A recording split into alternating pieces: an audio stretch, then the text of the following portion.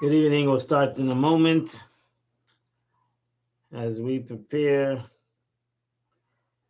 to tonight's Parhsa class.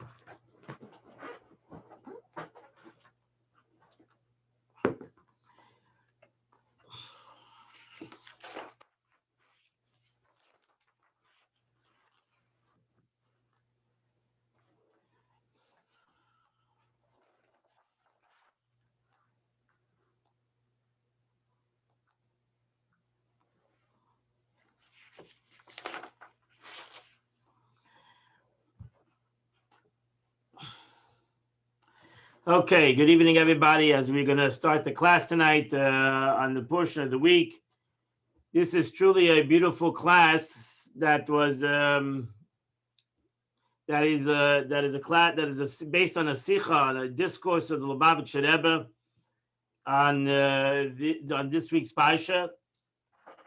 And it's not only on the Parhsa of the week, but it's really on a very powerful concept. One of the principles of Yiddishkeit, the foundations of Yiddishkeit, as we're going to see from the Rambam, from Maimonides, which is the concept of the coming of Mashiach. We end today, this week, this Shabbos, we end the book of Genesis. We end the story of Ma'aseh Avos, the story of the patriarchs and the matriarchs, and their life, and Yafa Sichasan Shalaves Miavdei Miterosan Shalbanim. The Gemara says that the Eibishter God loves the stories of the patriarchs and the matriarchs even more than the Torah, than the teachings of the laws of the Torah itself, because their way of life, their story is our story. Our story is not surrounded only by do's and don'ts. Our story of our life and our purpose and our day-to-day life is self-understood, involves, and it's surrounded more than the do's and the don'ts of life.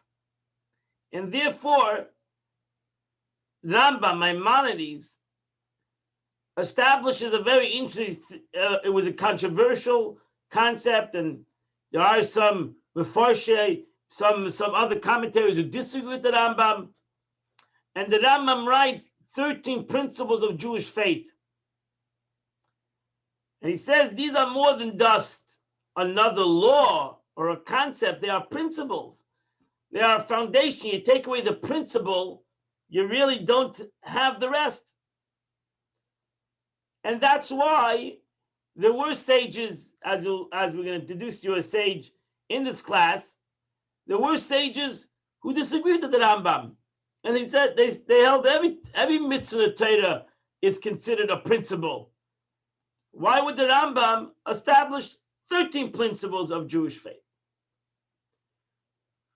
But ultimately, we talk about the Rambam's 13 principles of Jewish faith, and it's something that we continue to live with, the Rambam's 13 principles of Jewish faith. So it's let us go into the Rambam's 13 principles of Jewish faith. This class starts off.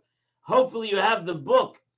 And I ask those that have not yet received the book for next week, because we start the book of Shemais, to please call the office at 487-2934 and make sure you have a book for the book of Exodus, the next week's portion. So this class starts off on your book on page 187 if you have the book. If not, you'll just listen into the text number 1. And here the Rambam says, Hayisoid Hayishnei Masa, the 12th principle. The 12th principle of the 13 principles of the Rambam. He says, what's my principle in Yiddishkeit? Is to believe that we believe and affirm that Mashiach will come. That's it. There's a belief that I must believe as a principle, not just as a concept. It's a principle. And you'll soon see how far the Rambam goes with this principle. One should not think he is detained. Rather, if he should tarry, await him, doesn't make a difference.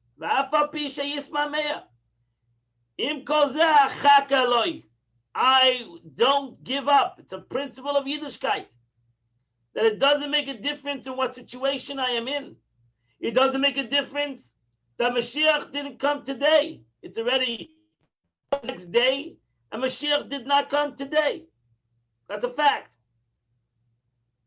Doesn't make a difference. I still believe that Mashiach is going to come. And then the Rambam says, one who doubts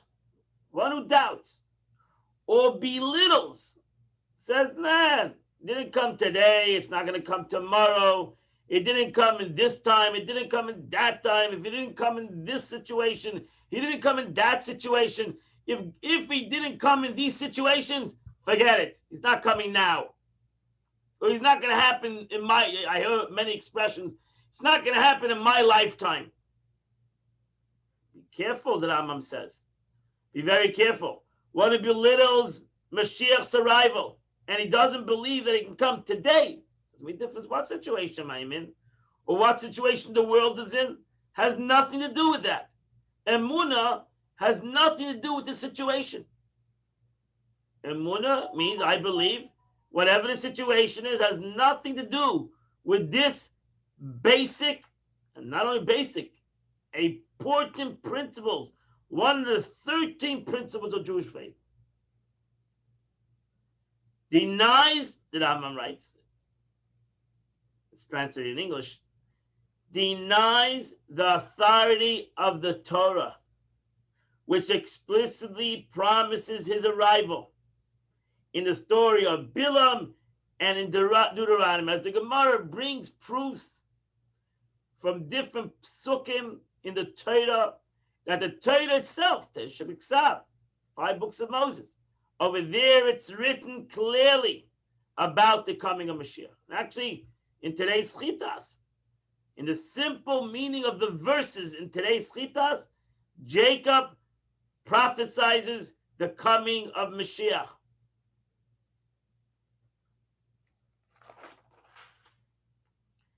And that's why in text number 2 on page 187 of your book, it says, I believe with complete faith in the coming of Mashiach. Though he may tarry, I wait for his coming every single day. So this is a very fascinating concept. The concept of the principle of the Torah. This is not a belief. It's not a hope. It's not just a yearning. It's a principle of Yiddishkeit. We have to understand what that means. Why is it the foundation of Yiddishkeit that the Rambam writes that if I do not believe in Mashiach, I don't believe in the whole Torah? If I don't believe in Tefillin, that doesn't mean I don't believe in the rest of the Torah. I can believe in the rest of the Torah, even though I don't. If I take one mitzvah and I say I don't really believe in this mitzvah, I don't believe in this. I think it's whatever. I'm not going to use terminology you want to use. When it comes to Mashiach, the Rambam writes, if I don't believe that Mashiach is coming today, I basically don't believe in the rest of the book. That's a very, very powerful statement. And that's why, as I said in the beginning, there were many sages who didn't agree with the Rambam. They thought the Rambam went too far with this. First of all, to making it a principle. Number 2, to say basically, if you don't believe in Mashiach, you don't believe in the rest of the Torah. They don't understand that. If you didn't believe in Mashiach, you still have to believe in Shabbos and keeping kosher and putting on tefillin, etc., etc. There's another 613 commandments in the Torah.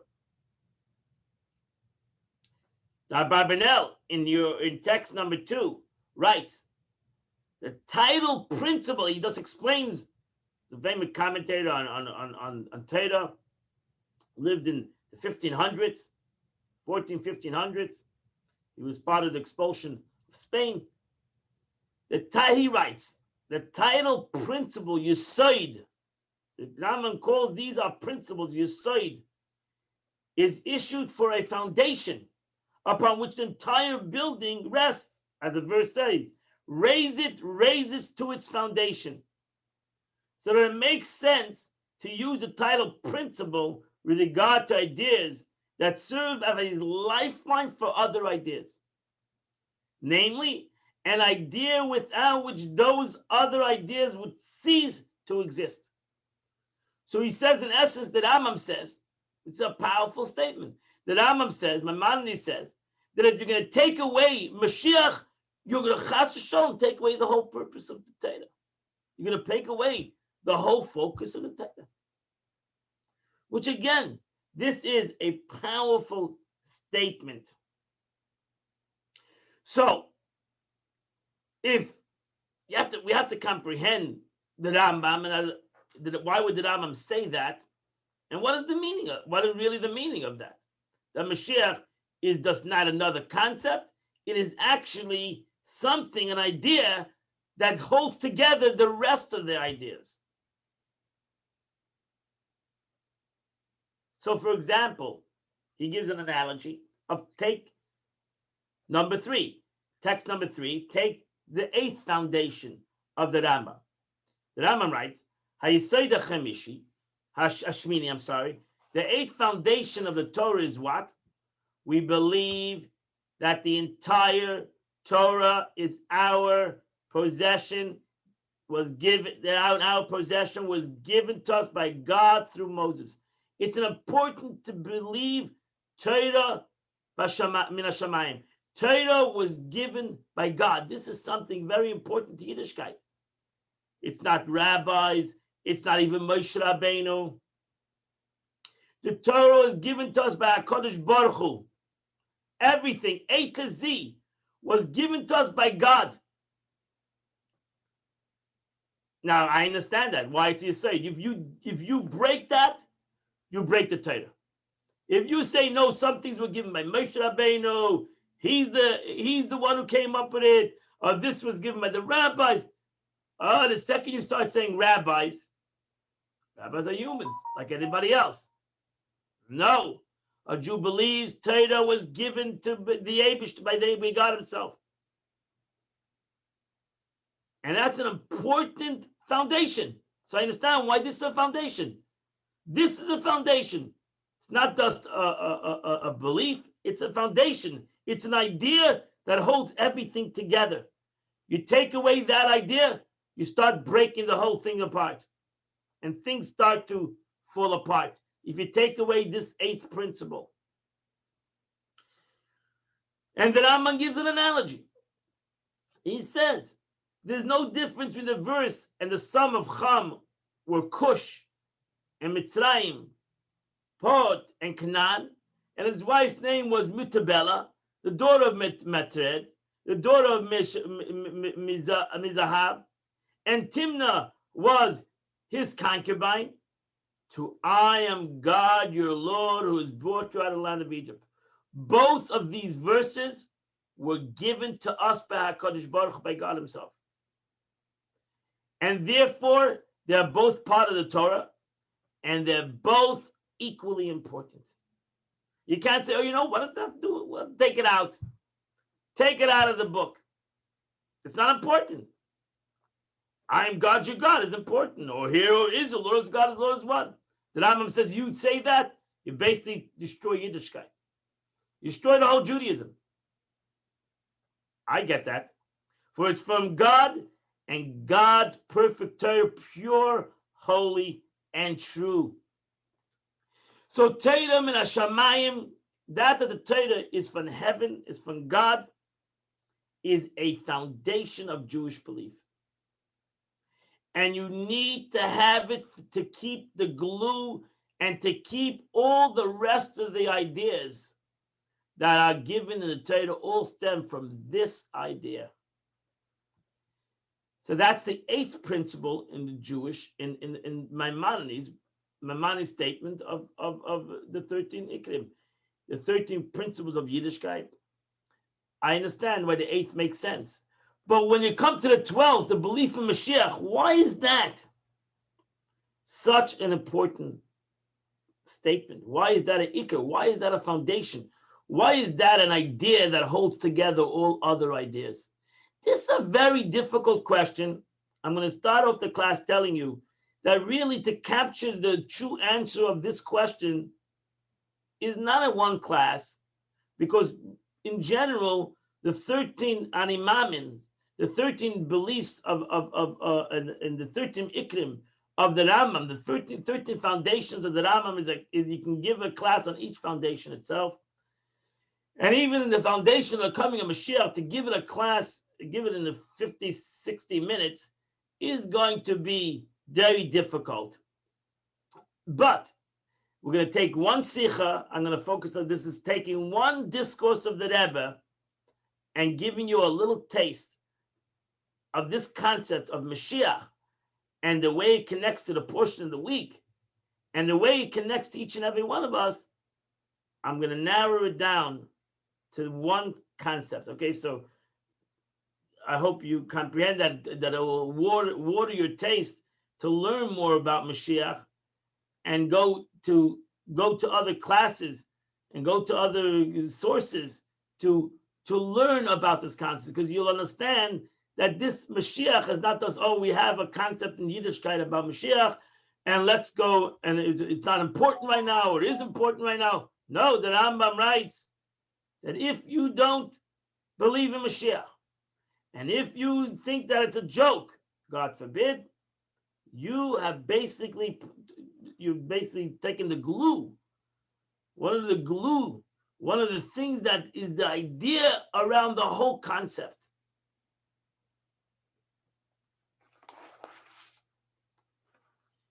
So therefore, in text number 4, on page 190 in your book, he brings down a statement of the Sfas Emes, of the Moshe Sefer, which is a Sam Sefer, lived in the 1700s.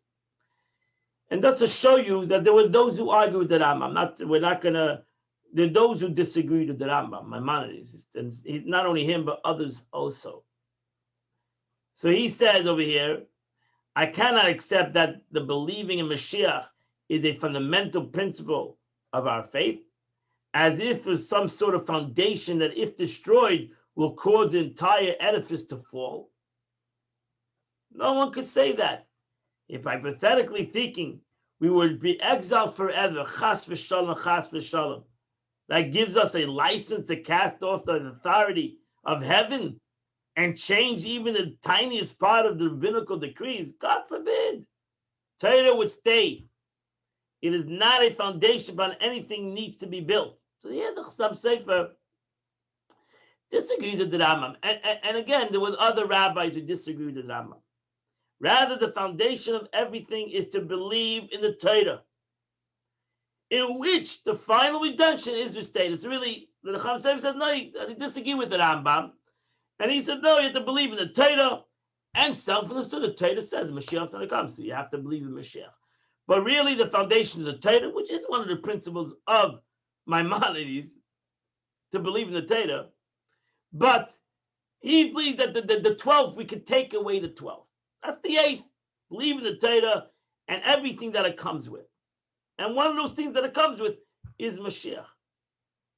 As such, one who questions the redemption denies in the primary underpinnings of our faith, namely the authority of Scripture. Okay, so this is a sage. Now, as I told you, there are others who also disagree with Rambam. But most Jews and most authorities throughout history, from the Rambam till today, accept the 13 principles of the Rambam, of Maimonides, and we say it in our davening, and we repeat the Animam, and everybody accepts this belief and principle of the coming of Mashiach, that it's going to happen and that it has to happen. It's not just part of Yiddishkeit. It is the fabric of Yiddishkeit.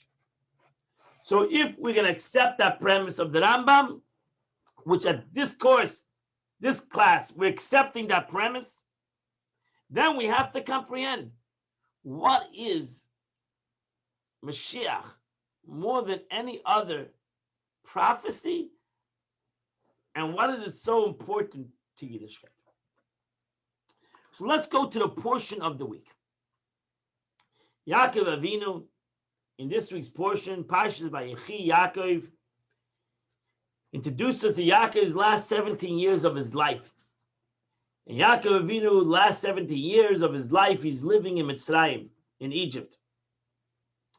And Baruch Hashem, he's living a beautiful life after 130 years of living and suffering and running on the run and in pain and in trouble. He comes to live in Egypt with his sons and his son Joseph. And our sages tell us that those last 17 years are the best years of his life. And actually, the number 17 equals up to Tov, which is good. And Yaakov Avinu is living in a lap of luxury in the last 17 years of his life. And then it comes, he's 147 years old, and he's going to die.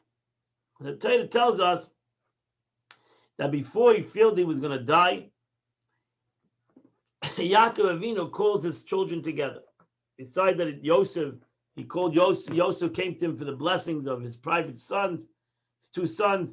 Yaakov Avinu calls all his children together. And the verse says, if you don't have the book, you can go to the Chumash itself, where the verse is chapter 49, verse number 1 and verse number 2. In your book, it's on page 191, text number 5. So the Pasuk says in chapter 49 of Genesis, verse number 1, it says, VaYikra Yaakov al Banav. And Yaakov called his sons together. VaYomer, and he told them, Heyasvu, gather together. V'agid lachem asher yikra eschem ba'achas hayomim. And I'm going to tell you what's going to happen at the end of days.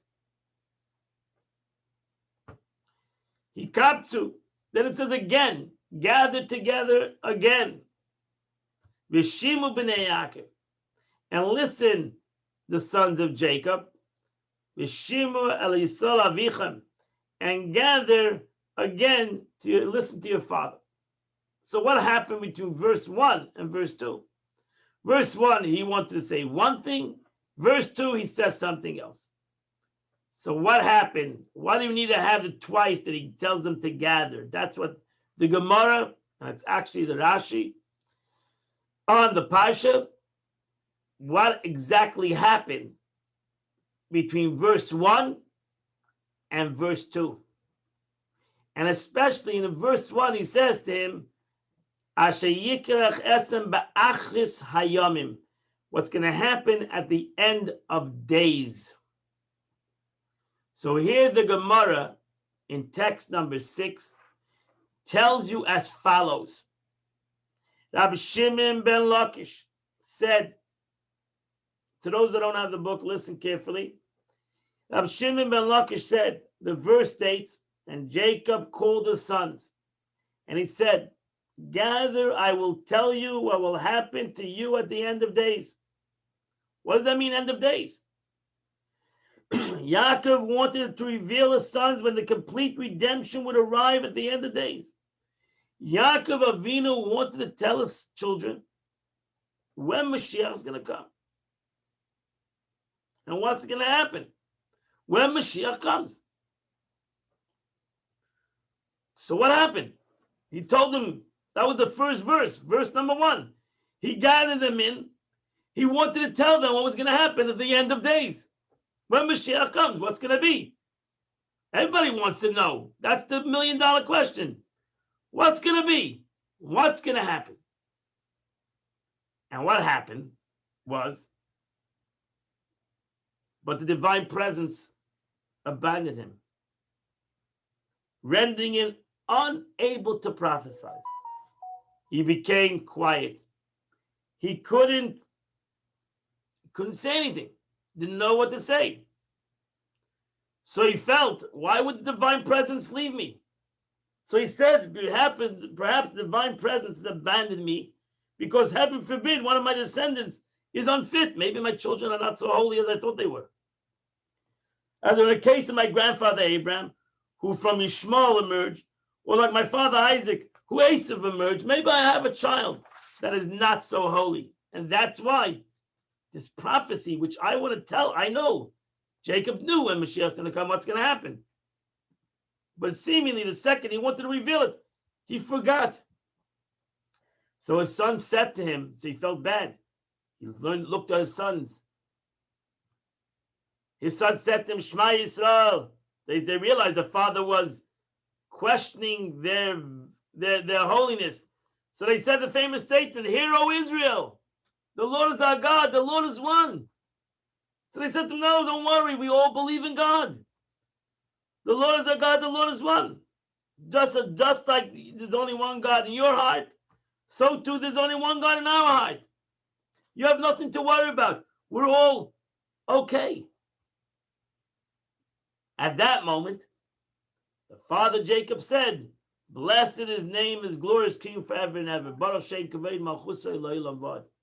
That's why we say those two things every day in the Shema. Shema Yisrael Hashem Elokeinu Hashem Echad. Baruch Shem Kavod Malchusa Elohim Vad.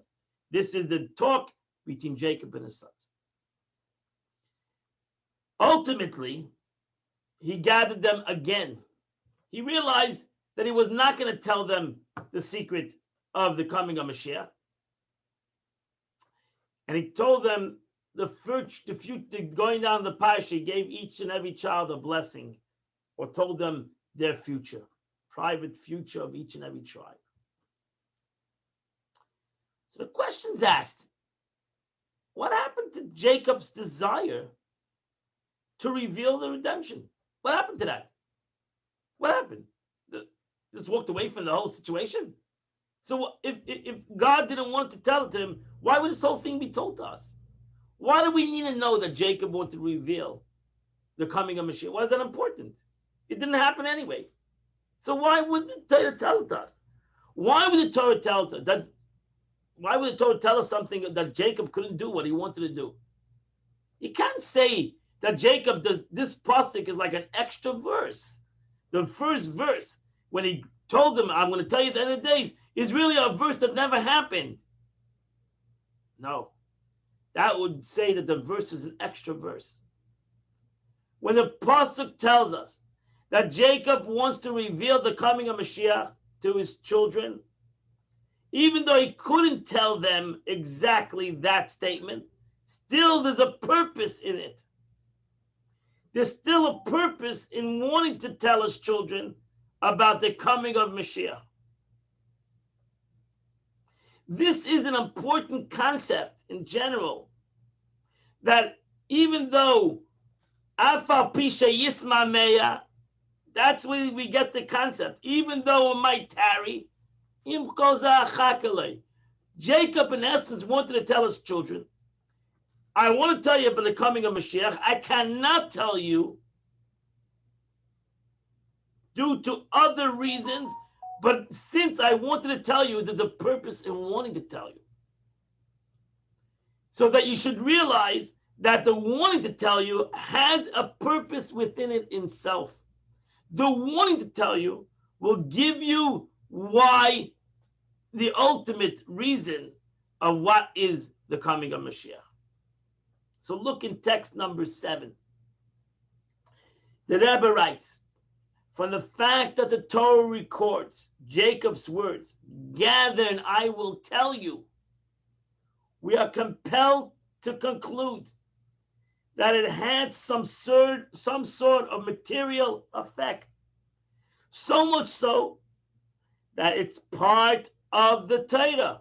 This verse, chapter 49, verse number 1, is part of the Torah. It's not a pasuk, the didn't happen, taken out of the Torah. No, it's part of the Torah. We read it, we learned it, we read it today in Chitas, and we'll read it, we read it, it's part of the Chumash, and we'll read it on Shabbos.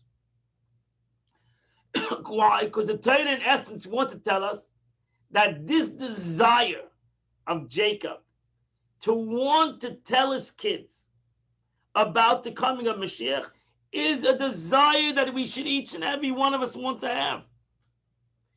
we should also have that desire in wanting to take and to comprehend what is at the end of days. What will be at the end of days? What will be when Mashiach comes? And that's what I'm yearning for. He told his children, even though I cannot tell you when the end of days are, I cannot tell you exactly. I don't want you to stop yearning for the end of days. I want you to now, in Egypt, before I die, to start realizing that the end of days, Mashiach, is something that's going to be part of your DNA. It's something that's going to be part of your journey, even while you are not even there yet. Even while you're in Gullus, even while you're in exile. That's right, Rabbi. Amen. If this, and we'll understand why this is important. If this would not be the case, the Torah would not have recorded for all Jews such an irrelevant thing. Regardless, we are compelled to say so. For we know that the tzaddik's request does not ever come back empty-handed. If Jacob wanted to reveal the end of days, that's a tzaddik geyser by Kodesh Baruch Hu Mekayim. The Mishnah Gemara says, a tzaddik decrees, and God fulfills the tzaddik's decree. Here, Jacob wanted to reveal the end of days, and seemingly he couldn't do it. No, he did do it. Even though he did not reveal the end of the days, didn't tell him exactly the date. But he told them the yearning for the date is as important as the date itself. Which that is the 13th principle, the 12th principle. The yearning for Mashiach is the foundation. Once Mashiach comes, you're not going to have the 12th principle of I don't know what the Rambam, Mashiach comes and the Rambam comes back to here, be with us. We'll ask him, okay, what do we do with the 12th principle? Because Mashiach's here already. So what do we do with the 12th principle? It's not a principle anymore. It'll be an interesting question. What do you do with the 12th principle of Jewish belief when Mashiach comes? That is a good question. What will be with the 13th principle, Parhsa, when there'll be the resurrection of the dead? What's going to happen to those principles? The Rambam will ask the Rambam then, and I'm sure he'll give you an answer.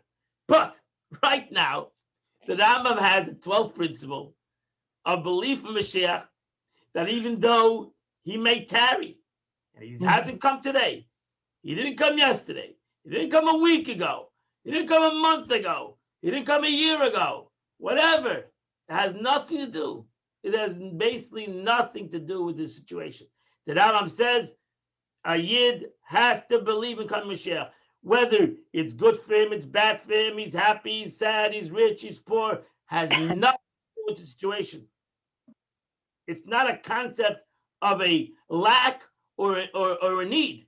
It's a foundation of Yiddishkeit. Therefore, a person can say, "But everything's good right now. What do you need Mashiach for? I'm living a good life." So it's beautiful. What's the problem? Everybody's healthy, everybody's rich, everybody's satisfied. I'm doing Torah mitzvahs. I'm living like a religious Jew.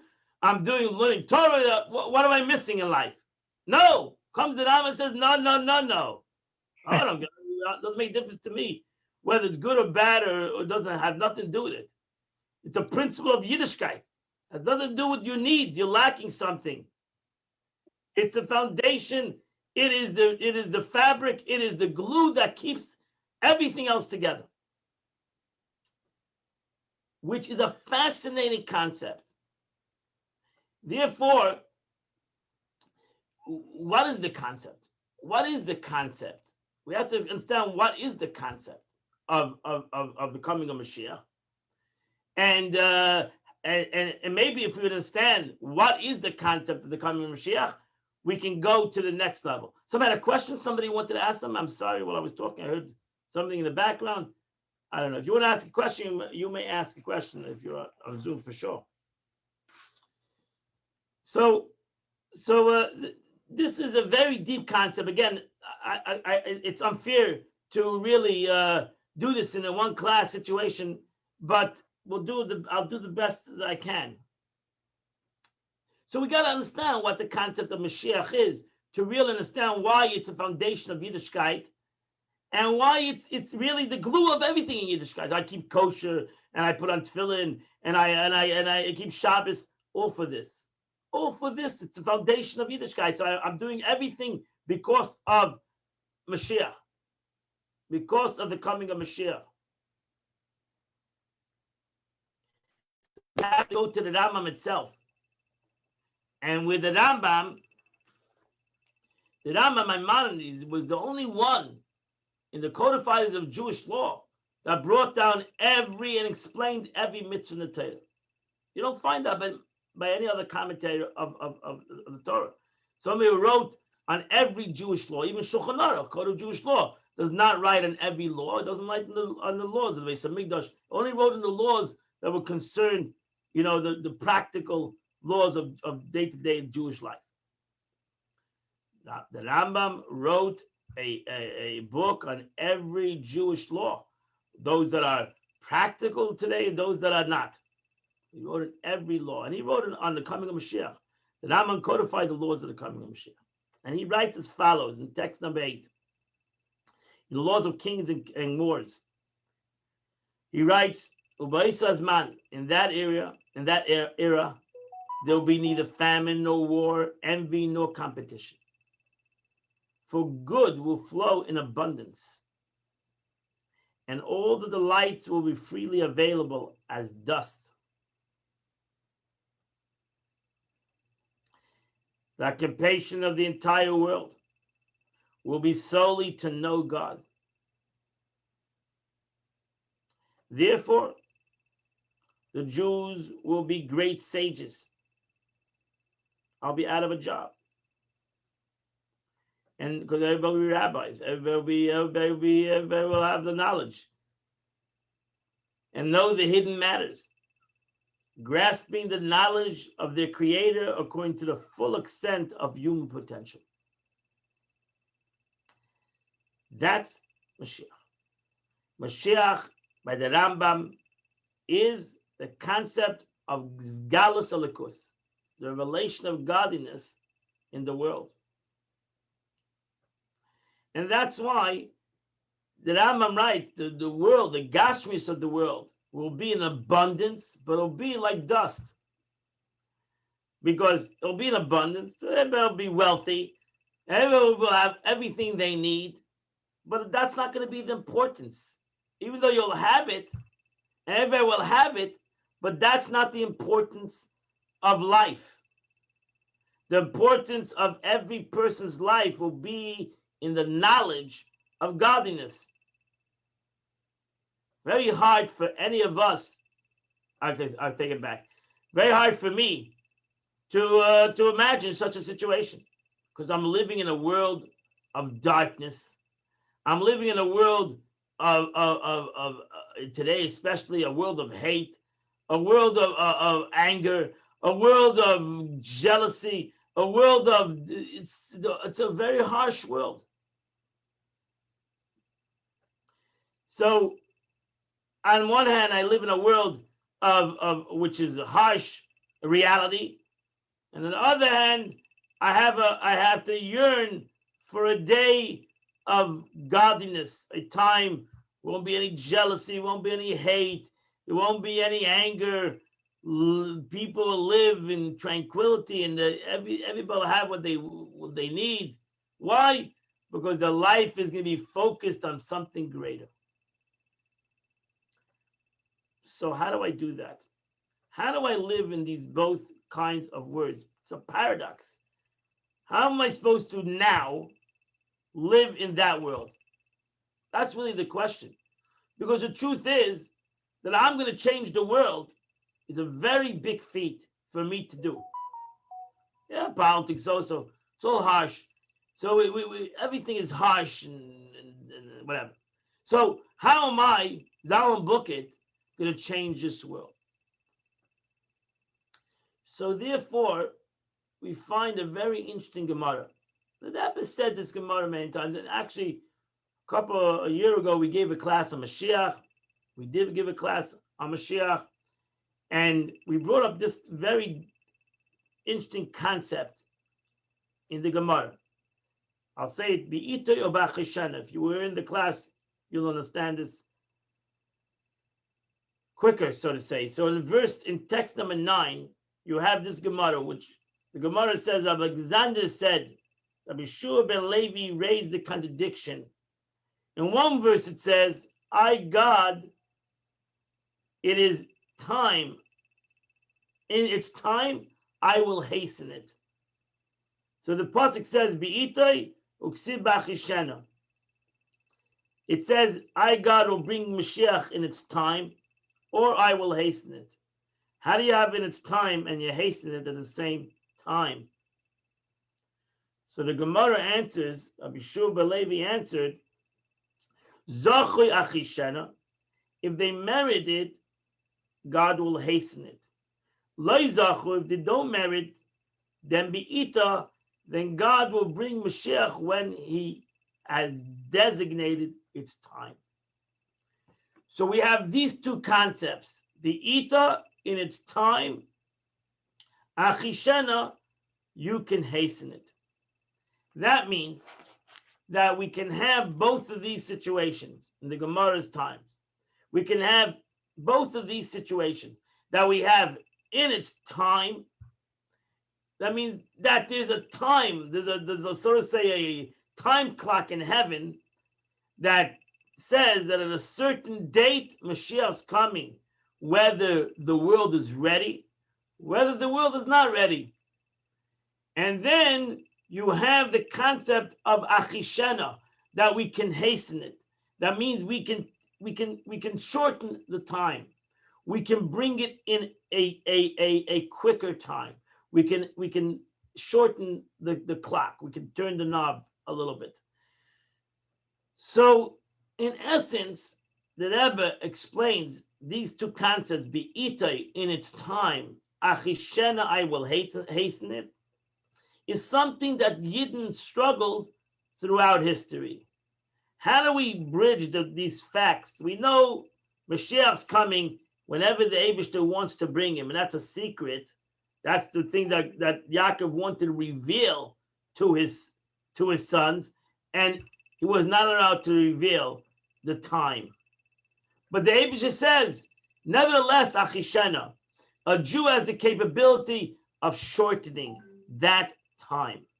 So in here, the Rebbe would always say that today we have the two things together, bi'ita and achishena, because we are living in a messianic time, the Rebbe felt.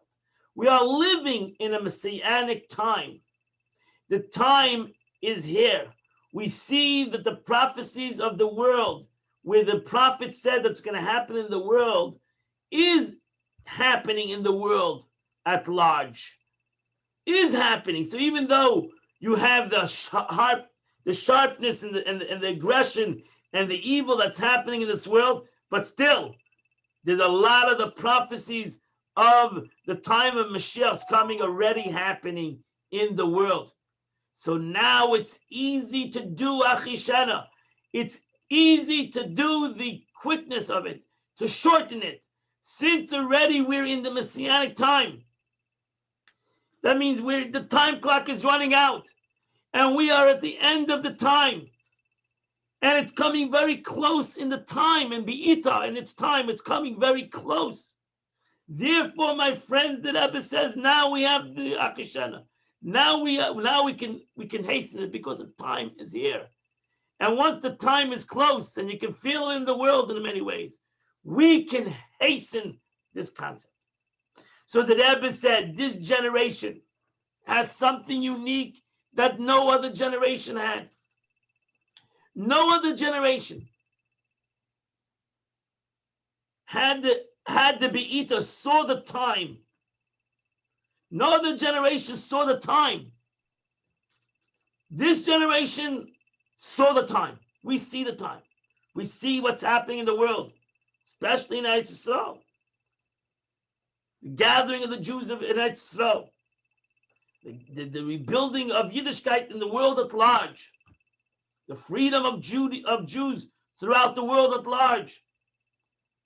We are living in a time. Now we just need to hasten it up. Now we need to create the bridge between the time and the hastening of it up. We need to bring them together. We have the capability to bring them together, to shorten its situation. And how can we do that? Is by yearning for it. The Rambam, Maimonides, he wrote this 1,000 years ago. Self to him, the time was difficult for him. Still in all said that a Jew has to be able to have the yearning, the achishena, to hasten its time, to bring about a shortness in the time. Surely today he would say that even with more stronger emphasis. And that's why the Rebbe, the Lubavitch Rebbe, took the Rambam and said, now we have to emphasize to the world, and especially to the Jewish world, that the time and its hastening is here today, is the capability today. So why did Yaakov want to bring about this concept? Because in essence, this whole concept of Gilui Elokus, revelation of God in the world, when did this whole thing started? When did this whole journey start? First of all, it started with the creation of the world itself. But for the Jewish nation, it started by Matan Torah. This whole journey of bringing about revelation of God in the world didn't start this generation. It started at Matan Torah, at the giving of the Torah, when God revealed himself to the Jewish nation. But the problem was then they couldn't handle it. As the Gemara says, they Parhsa nishmasam. They almost passed out. They died. Because it was not the time. That's the proof itself. It wasn't yet the time. And the proof is they made a golden calf 40 days later. It wasn't yet the time. And God knew that. He understood that it's going to take thousands of years for the time to come, for this revelation to happen, not only to the Jewish nation, but to the world at large. And that's the beauty of this concept of Yaakov Avinu telling his children that even though it's not the time, I agree with you, it's not the time, but you have the capability to make it its time. Don't just take, I'll wait for the time. I'll wait. When God wants to bring Mashiach, I'll wait. No. By you yearning, by you understanding that the whole purpose of Mashiach is Gilui Elokus, is to reveal God in the world, then you'll all yearn for that time. Because that's the purpose of Yiddishkeit. What's the purpose of the whole Yiddishkeit? If not Judaism, the whole Torah, if not to reveal godliness in the world? Wouldn't it be unbelievable that when you put on tefillin, you would feel the connection to God when you put on tefillin? Wouldn't it be unbelievable that when you ate a kosher piece of meat, you saw why you're eating a kosher piece of meat and why you're not eating non-kosher? Wouldn't it be unbelievable that when you kept the Shabbos, you saw Gilui HaMalchus, revelation of the kingship of God in the world? 100%.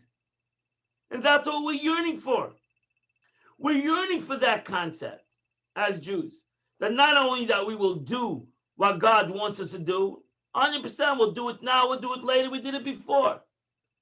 But we'll be able to bring a union between God and the world. We'll be able to have a world that is less of hate and less destructive and more godly, which is more happier, more successful, more joyful. Which Jew, which human being is not yearning for such a situation? And let's bring it on, Rabbi. The Rambam writes, I love you too. The Rambam writes that this concept is the glue that keeps it all together. You take away this, then you lost the whole focus of the mountain. You lost the whole focus of Yiddishkeit. Not that you just, one mitzvah, I didn't do this mitzvah. You've lost the whole concept. The whole concept of why the Eibishter gave the Torah, that there wouldn't be one day of galus. The Eibishter, God gave the Torah that there would be godliness in the world. And that's why he gave a Torah. God created a Jewish nation because there will be godliness in the world. God created the whole world that there will be godliness in the world. That's why it's not just a mitzvah to believe in Mashiach. It is the purpose of everything. It is the yearning of everything. And therefore, va'afal pi sheyisma me'ah, even though it might tarry, God forbid, doesn't change the fact that this is my yearning, and this is my purpose, and this is my agenda. It was the agenda of my parents, and the agenda of my grandparents, and the agenda of my great-grandparents. And that's why, after the 12th principle of Jewish faith, the 13th principle of Jewish faith is the resurrection of the dead. Because they will all merit it as I merited it. Just like I merit the coming of Mashiach and revelation of God in the world, so too they will merit it. My parents, my grandparents, my great-grandparents, because they also yearned and did the service of God for this purpose. So why wouldn't they merit it? All the service and the self-sacrifice and they gave up their life, but they're not going to merit this concept of coming of Mashiach. Therefore, the 13th principle of Rambam is resurrection of the dead. Tchias HaMesim, which is an important principle of Yiddishkeit for the same reason, because it's revelation of God in the world. And they will merit as I merited it. And Moshe, the Gemara says, Moshe Rabbeinu wants to merit this too. Az Yashem Moshe, the coming day, Moshe Rabbeinu will sing the ultimate song, is a song that he will sing when Mashiach comes. And he'll come back to the world and live a time of revelation of God, which even the Jews in the desert did not merit. Even the Jews in the desert that received the Torah did not ultimately merit the Gilui L'kus, the revelation of God that will be when Mashiach comes. That's why, my dear friends, the more you learn about the coming of Mashiach, the more you yearn for it. It's not just, people don't even know, and they're afraid to learn about it. And that's the mistake. Nothing to be afraid to learn about anything. So you need to learn about it to be able to comprehend it. Because that's the struggle. So you take in text number 10, he brings down this paradox, this dichotomy. The world is filled with the world, and all that fills is called the world of Klippa. Evil. The Alter Rebbe writes that to Zohar. This world is an evil world in general. Indeed, the modus operandi of the world is evil and harsh, and the wicked reign supreme. That's the fact. Look around you. You don't have to be a genius. See what's happening in the world. Now, you might say, but as I said, unbelievable things happen, but still terrible things are continuing to happen in the world. Murder and terrible things are happening in the world still. Not only here, but around the world. But we Jews believe that even though your eye sees one thing, it's not only what your eye sees. It's not only what your eye sees. It's what the purpose is in the whole thing. So even though your eye sees a Yid never loses his focus in the purpose of creation, the purpose of Matan Torah, and why he's in the world. That's why you say every day in your davening, be careful what your eye sees. Be careful. You can look at it as a pessimist, everything is bad and everything, and you can look at it as an optimist, that ultimately this is also part of the journey of the world, and it is. It's not only the journey, what's happening in the world today. Last thousands of years of Jewish history. Yeah. So that's why in text number 11 it says, then the Lord your God will bring you back from the exile. and he will have mercy upon you. He will once again gather you from all the nations, where the Lord your God has dispersed you. Even if your exiles are at the end of the heavens, the Lord your God will gather you from there, and he will take you from there. So that's what the Rebbe writes. Alter Rebbe brings down the Alter Rebbe, text number 12. The universal perfection of Mashiach and the resurrection of the dead, which is the manifestation of godly revelation in the world, are directly hinged. Look at the words of the Alter Rebbe in Tanya, chapter 36 of Tanya. This is so powerful. Are directly hinged upon the work we invest during exile. The way we do our service today is what's going to be, and what's going to bring Mashiach. If we are going to just wait for Mashiach to come, chas v'shalom, that be'itai, who knows when that be'itai is going to be? Wow. Whenever the Eibishter wants to do it, he'll do it. But we need to make it achishana. We need right now. The Rebbe would bring down this Tanya, and he would say, the Alter Rebbe himself wants to teach us, we need to live a day of Messianic day today. Yep. We need to live a godly day today. Even in times of exile, we need to live a Messianic day. And that's our yearning. And that's what that's what Yaakov Avinu wanted to tell his children. That even though I'm not going to tell you when the day is going to be, I'm not telling you, but I want you to live it now. I want you to feel like Mashiach is coming today. Even though I'm not telling you if it's coming today, that's up to God. Even though that you might, even though he might tarry, he's not going to come today. I want you to live a day, a Messianic day today. I want you to live a purposeful day today. A Jew should not say, you know what, I'll live a purposeful day when Mashiach comes. Wait, give me a call. When Mashiach comes, I will live a perfect day. No. Comes Yaakov Avinu and tells his children, you want to know what's going to happen at the end of days? I don't have to tell you anything. If you live a day like now, today, like the end of days, you know what the end of days are today. If you live an optimistic day today, that's the end of days. That's Mashiach. No secrets what Mashiach is going to be. If you live a day, a godly day today, you are living a day of Mashiach.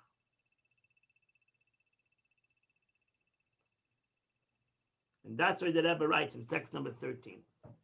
The Rebbe says, it's readily, this ends the class, I believe. No, it's readily apparent when a Jew really appreciates that their religious observance actually hastens Mashiach's arrival and the rebuilding of the temple. When a Jew really gets that his or her action literally brings the entire world to its purpose, namely the mission statement of creating a home for God, then their religious observance is suffused entirely different energy, my friend. You're living a Messianic age. You can live a Messianic age. That I've said right now. You can live in your own Messianic bubble. With so much more passion. And these very efforts hasten the final redemption for all Jews. Namely, the redemption arrives immediately.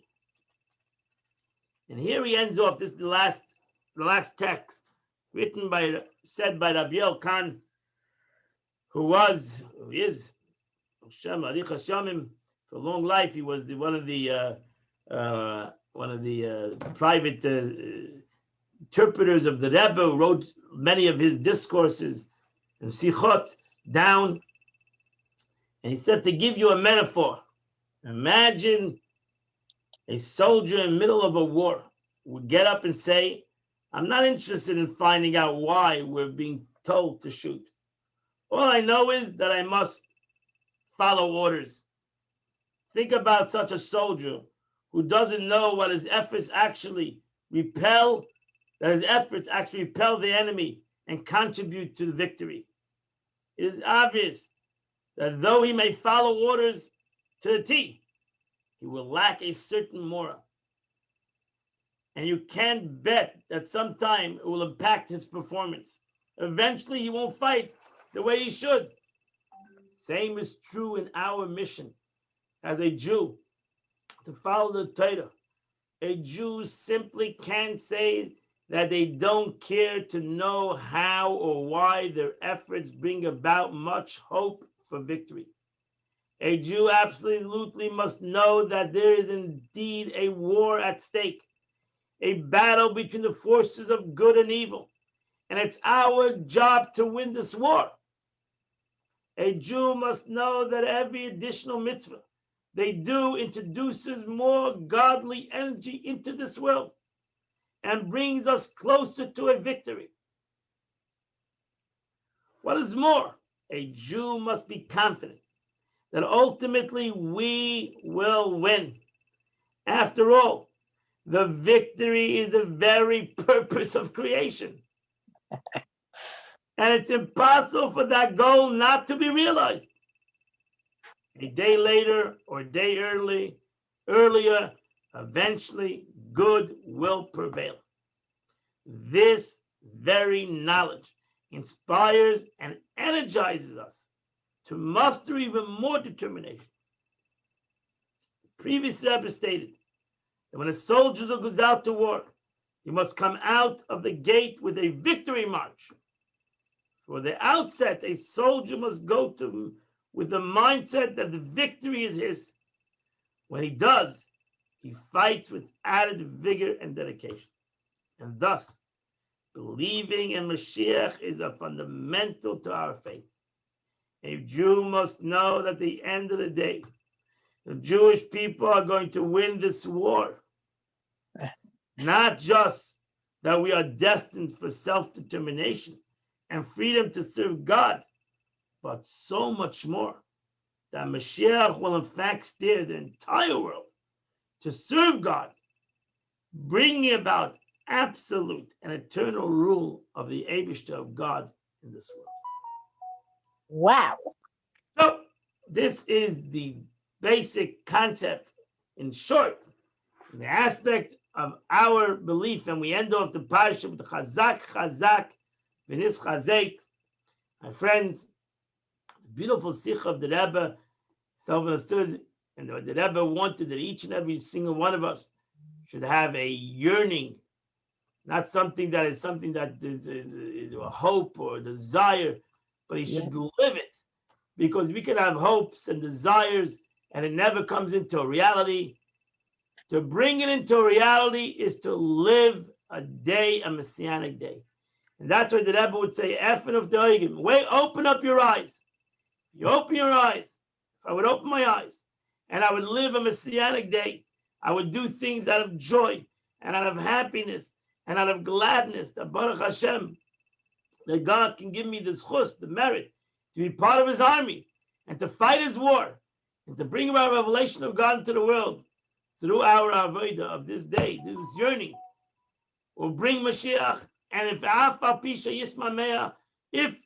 forbid, it will tarry, it will go on another day. Nevertheless, I'll wake up tomorrow with the same vigor and the same excitement like I woke up today, to bring about the ultimate revelation, and that is the coming of Mashiach, Mehera v'yameinu mamash, speedily. Amen. Yeah. Chaim, l'chaim, everybody. I wish you a great Wednesday night, a great Shabbos Chazak, Shabbos of strength. When we go from strength to strength, let's hope we'll merit to not only to talk about Mashiach and to yearn for Mashiach and to live a day of Mashiach, but ultimately to dance together to the Holy Land, L'Atzeinu Agdosha, with the coming of Mashiach. Speedily. Amen. Have a Let's wonderful do night. it. Anybody have a question? A question may ask, but if not, I wish- Rabbi,